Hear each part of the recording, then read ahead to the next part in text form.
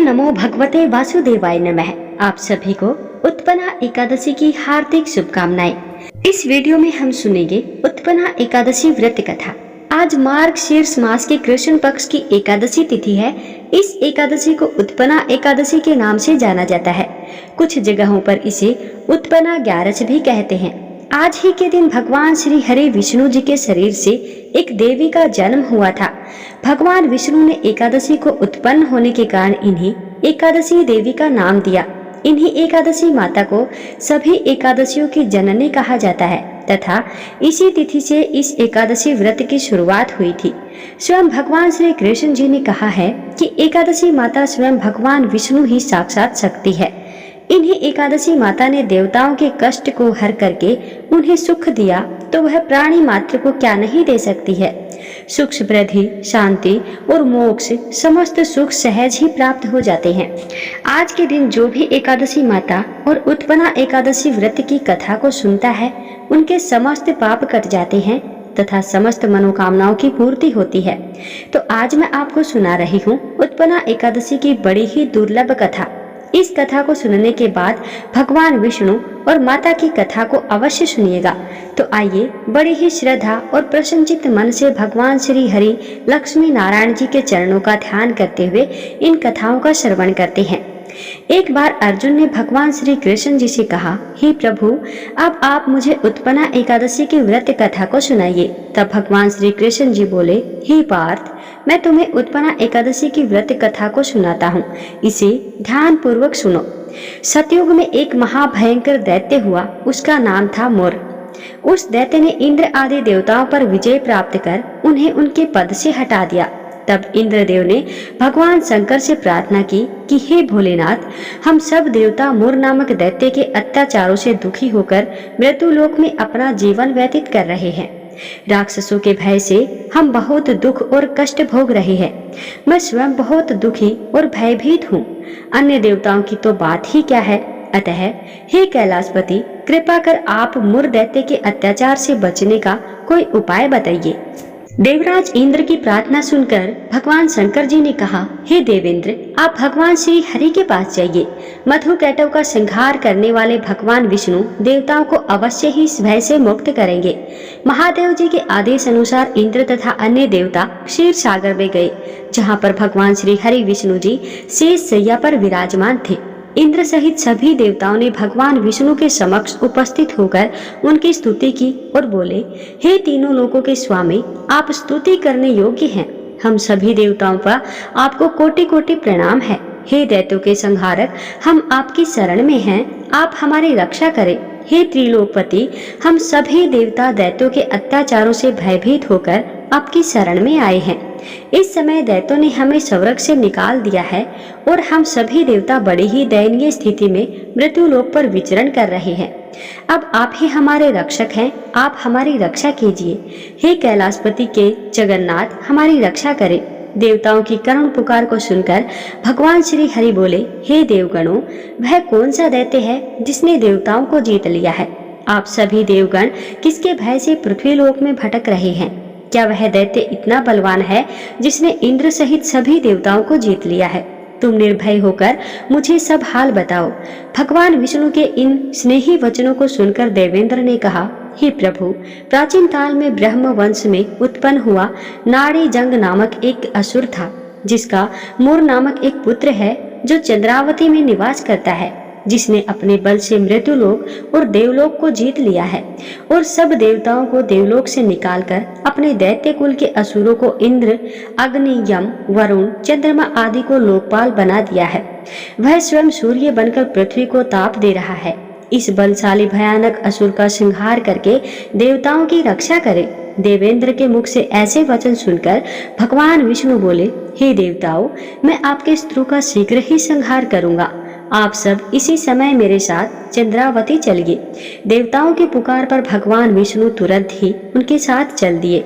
उधर दैत्य राज मुर ने अपने तेज से जान लिया था कि श्री विष्णु युद्ध की इच्छा से उनकी राजधानी की तरफ आ रहे हैं। अतः अपने राक्षस योद्धाओं के साथ वह भी युद्ध भूमि में आकर गरजने लगा। देखते ही देखते युद्ध शुरू हो गया। युद्ध शुरू होने पर अनगिनत असुर अनेक अस्त्रों शस्त्रों को धारण कर देवताओं से युद्ध करने लगे, किंतु देवता तो पहले ही डरे हुए थे, इसीलिए अधिक देर तक राक्षसों का सामना न कर सके और भाग खड़े हुए।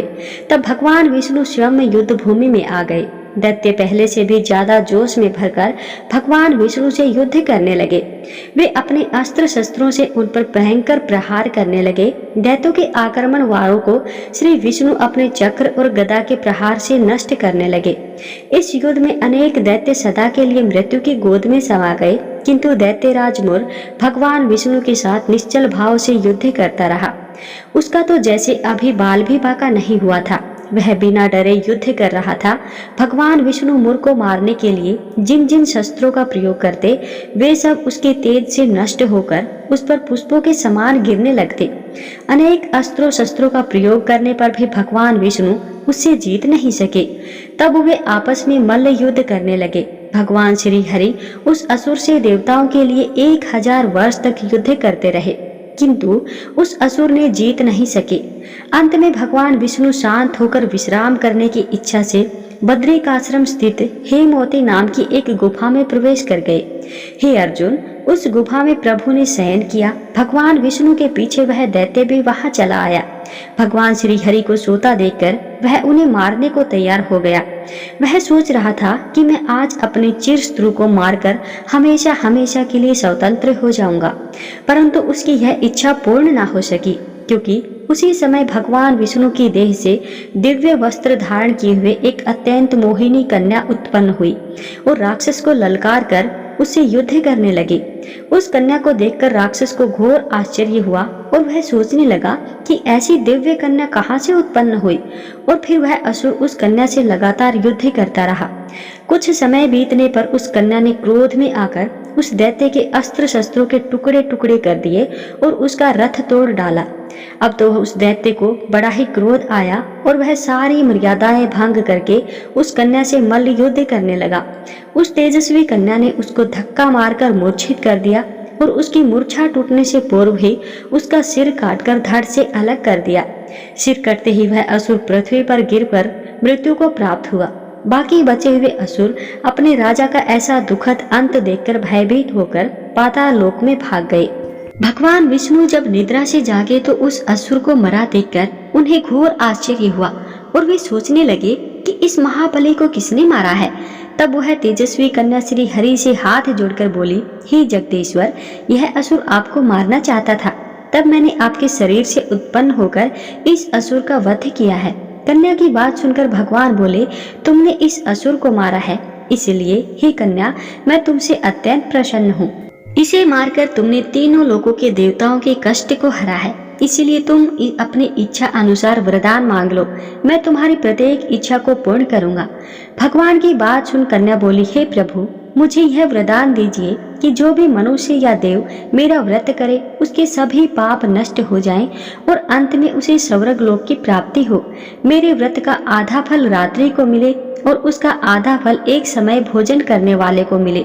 जो श्रद्धालु भक्ति पूर्वक मेरे व्रत को करे वे निश्चय ही वैकुंठ लोक को प्राप्त करे।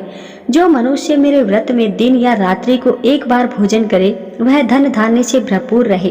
कृपया करके मुझे ऐसा वरदान दीजिए। भगवान श्री हरि ने कहा, हे कन्या, ऐसा ही होगा।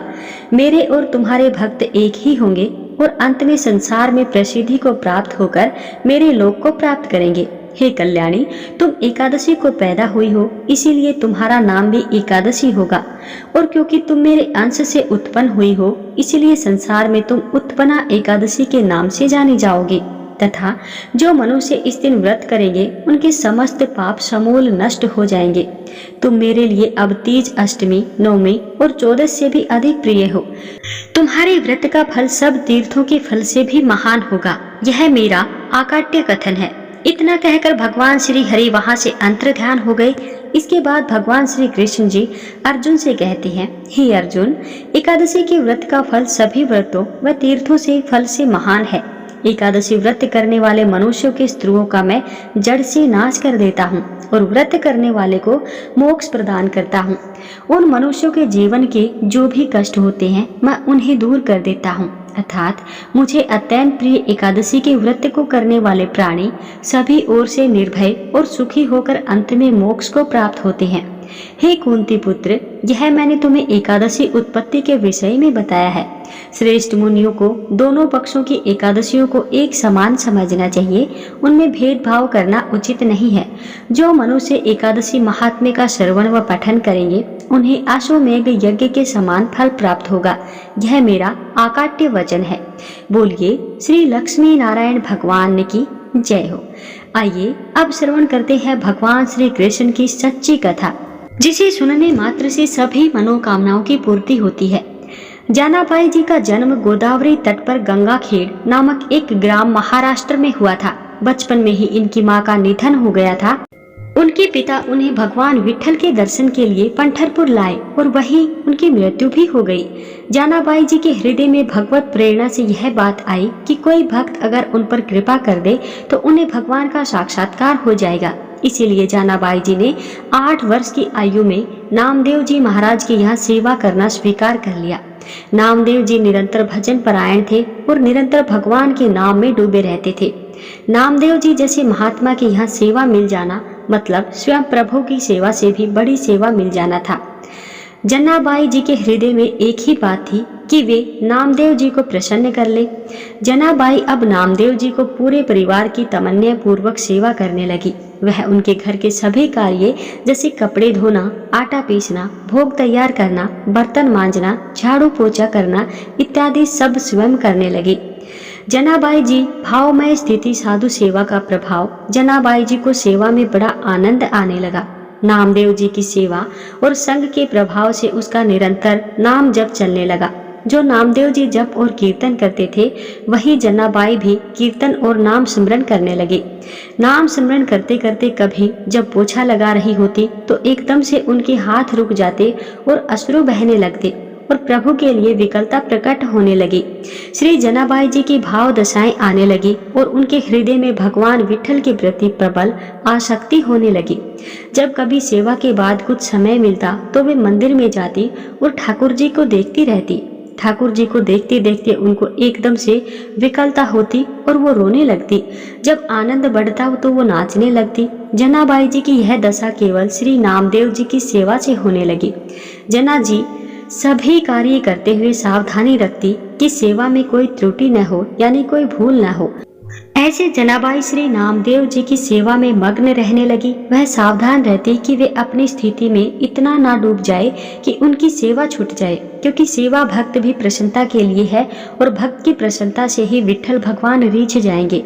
उनके हृदय की इस धारणा और भगवान के नाम का ऐसा प्रभाव हुआ कि अब उसके आंसू नहीं रुकते थे। सभी कार्य करते हुए उनका अश्रु प्रवाह होता रहता था। जिस स्थिति की बड़े बड़े साधु और उपासक आकांक्षा करते रहते हैं वह जनाबाई को केवल भक्त संघ की कृपा से प्राप्त हो रही थी। एकादशी कीर्तन में मग्न रहती जनाबाई एकादशी के दिन नामदेव जी के यहाँ रात्रि में भक्त मंडली एकत्रित होकर कीर्तन करती थी। कोई मृदंग बजाता, कोई करताल बजाता, कोई नृत्य करते हुए नाम कीर्तन करता, कोई प्रभु की आनंदमय लीलाओं का गायन करता, तो कोई एकांत में बैठा हुआ उन लीलाओं और कीर्तन को सुनकर अश्रु प्रवाह करता था। नामदेव जी के यहाँ पूरी एकादशी की रात्रि को ऐसा कीर्तन होता और जनाबाई सब संतों की सेवा करके एकांत कोने में खड़ी रहती। वो नामदेव जी और बड़े बड़े भक्तों की भाव दशाएं देखती रहती थी तो उनके हृदय में विकलता और भी बढ़ जाती थी। संकीर्तन के आनंद सागर में वो पूरी रात डूबी रहती थी। उनको यह पता ही नहीं चलता था कि रात्रि कब व्यतीत हो गई है। यही है महाप्रेम का स्वरूप। प्रातः काल होते ही भक्त मंडली चली जाती और जनाबाई भगवत प्रेम की मादकता में बावरी हुई ठाकुर जी की प्रसन्नता के लिए श्री नामदेव जी की सेवा में मग्न रहने लगती। एक दिन एकादशी की रात्रि में जनाबाई भाव में ऐसी डूबी हुई थी कि सुबह हो गई और उनकी सेवा बाकी रह गई। घबराते हुए उन्होंने सोचा कि पहले वस्त्र धो ले। जब वह चंद्रभागा नदी के पास पहुंची तो उनके मन में बहुत सी चिंताएं एक साथ आने लगी। वह सोच रही थी कि अभी तो बर्तन भी धोने हैं और ठाकुर जी की सेवा के लिए पानी भी भरना है। आज तो बहुत देर हो गई, कैसे मैं सब सेवाएं कर पाऊंगी। वह यह सोच ही रही थी कि एक वृद्ध माता उनके पास आई और कहा कि जनाबाई, तू चिंता क्यों कर रही है? तू जाकर बाकी के सब काम कर ले, मैं तेरे सारे कपड़े धो देती हूँ। जनाबाई ने कहा कि आप मेरा काम क्यों करेंगी? वृद्धा ने कहा, मैं सच्ची सफाई और धुलाई करना जानती हूँ। जो कपड़े मैं एक बार धोती हूँ वह दोबारा गंदे नहीं होते। जनाबाई समझ नहीं पाई। बुढ़िया ने प्रेम से कहा कि तू चिंता मत कर, तू मेरे जैसे कपड़े साफ नहीं कर सकती। जनाबाई ने कहा कि अब मुझे तत्काल नामदेव जी के घर जाना होगा क्योंकि मैंने बर्तन नहीं धोए हैं। वो यह कहकर और कपड़े वहीं नदी के किनारे छोड़कर चली गई। जनाबाई बर्तन धोकर जब जल भरकर वापस आई तो उन्होंने देखा कि उन माता ने सब कपड़े धोकर सुखा दिए हैं। जनाबाई ने देखा कि सारे कपड़े एकदम साफ हो गए थे। जनाबाई ने हाथ जोड़कर कहा कि आप जैसा उदार तो मुझे जीवन में कोई नहीं मिला। जनाबाई ने बोला कि मैं आपका बहुत आभार मानती हूँ। मैया ने कहा कि आभार की क्या बात है, मैं तो तुम्हारी ही हूँ, अपनों से आभार थोड़ी प्रकट करते हैं। ऐसा कहकर मुस्कुराते हुए वह वृद्ध माई वहां से चली गई। जाते जाते उन्होंने कहा, अगर कभी भी जरूरत हो तो मुझे याद कर लेना। तुम जब याद करोगी तो मैं तुम्हारी सेवा के लिए उपस्थित हो जाऊंगी। जनाबाई जी भाव में डूब गई क्योंकि उस वृद्धा की मुस्कुराहट ने उनके हृदय में आनंद का वर्धन किया। जब चेतना आई तो उन्होंने सोचा, मैंने तो पूछा ही नहीं कि वो कहाँ रहती है और उनका नाम क्या है। उन्होंने आसपास देखा तो वृद्धा दिखाई ही नहीं दी। अब तो उनके हृदय में विकलता हुई। शरीर तो इतना वृद्ध था उनका, फिर कैसे वो हवा की तरह भाग गई? वह कौन हो सकती है? उनका हृदय बड़ा व्याकुल था कि आखिरकार वह वृद्धा कौन थी और वो अपनी मुस्कुराहट से कैसा जादू कर गई कि मेरा चित्त बार बार उसकी चिंतन कर रहा है। जनाबाई गदगद कंठ से नामदेव जी के समीप गई और उनको पूरी घटना सुनाई। नामदेव जी ने तत्काल जनाबाई जी से कहा, अरे वह और कोई नहीं, वह तो विट्ठल ही थे। नामदेव जी को आश्चर्य हुआ कि विट्ठल जी जनाबाई से कितना प्यार करते हैं कि उन्होंने स्वयं आकर उनके सब कपड़े धो दिए। कैसी महिमा में स्वरूप है भक्ति का। श्री नामदेव जी ने कहा कि जनाबाई, तेरे तो अहोभाग्य हैं कि तेरे ऊपर ठाकुर जी की कृपा हुई है, तू समझ ही नहीं पाई। अब तो जनाबाई के हृदय में और प्रणय को पड़ गया कि प्रभु आए भी तो ऐसे छलिया रूप लेकर आए। जनाबाई रोने लगी, इतने में छलिया हो कि आप आए भी और मुझे परिचय भी नहीं मिल पाया, और दूसरी बात कि आपने मेरे लिए इतना कष्ट सहा, मेरे लिए इतने सारे कपड़े धोए। प्रभु सदैव अपने भक्त के पीछे पीछे घूमते हैं। परम स्वतंत्र ईश्वर को अगर कोई बांध सकता है तो वह है केवल उनके भक्त। एक बार जनाबाई जी प्रेम में मग्न होकर झाड़ू लगा रही थी और उन्होंने कूड़े का ढेर लगाया। जब वह कूड़ा भरने के लिए आई तो उन्होंने देखा कि टोकरी लिए प्रभु खुद कूड़ा भर रहे हैं। अब वो बुढ़िया के रूप में नहीं आते थे, अब वह साक्षात विट्ठल के रूप में आते थे। चक्की में आटा पीसते हुए जनाबाई कभी कभी पद गाते हुए भाव में डूब जाती और इस वजह से चक्की रुक जाती। सेवा में कहीं देर ना हो जाए इसीलिए ठाकुर जी स्वयं आकर चक्की पीसने लगते।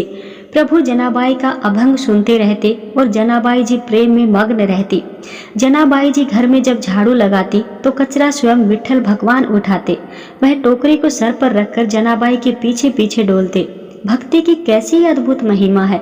भक्त की भक्ति से प्रभु अधीन हो जाते हैं। बार बार विट्ठल जी यही कहते हैं कि जनाबाई, मैं तुम्हारा ऋणी हूँ, मैं कैसे कैसे यह ऋण उतार सकता हूँ, मुझे बता दो। तुम मेरे भक्त नामदेव जी की सेवा करती हो। जनाबाई अगर ओखली में धान कूटती तो प्रभु सामने खड़े होकर मुस्कुराते रहते। यह सब भक्त नामदेव जी की कृपा से हुआ। वे कहती कि जब मैं नामदेव जी की दासी बनी, जब उनकी सेवा की तो मैंने पाया कि दूसरा कोई है ही नहीं, एकमात्र मेरे विट्ठल ही चराचर जगत में व्याप्त हैं। वो सदैव मेरे सहयोग में है, मेरी सेवा मेरे समीप है। यह सब मैं नामदेव जी की दास्ता से ही जान पाई हूँ। प्रभु मेरे पीछे पीछे डोल रहे हैं, यह सिर्फ नामदेव जी की ही दास्ता के कारण हुआ है। एक दिन भगवान विठल का बहुत महंगा आभूषण चोरी हो गया। जनाबाई जी सेवा करने के लिए मंदिर जाती थी। सबको संदेह हो गया कि जनाबाई जी ने ही वो आभूषण चोरी किया होगा। यह बात चारों तरफ आग की तरह फैल गई कि जनाबाई को लोग कलंकित करने लगे कि ये बहुत भक्त बनती है, लेकिन देखो इसने ठाकुर जी का आभूषण ही चुरा लिया है। जनाबाई जी को सभा में बुलाया गया और पूछा गया कि तुमने वो हार चुराया है क्या? जनाबाई ने कहा कि मेरे प्राण धन श्री विठल भगवान हैं, मैं उनका हार क्यों चुराऊंगी? वह खुद मेरे हैं, मुझे हार चुराने की क्या जरूरत है? भक्त की भावनाओं को कोई भक्त ही समझ सकता है। जनाबाई के शपथ खाकर कहा कि मैंने ये रत्न का आभूषण नहीं चुराया है। किसी ने जनाबाई की बात पर विश्वास ही नहीं किया। राजा ने जनाबाई को सूली की सजा दे दी।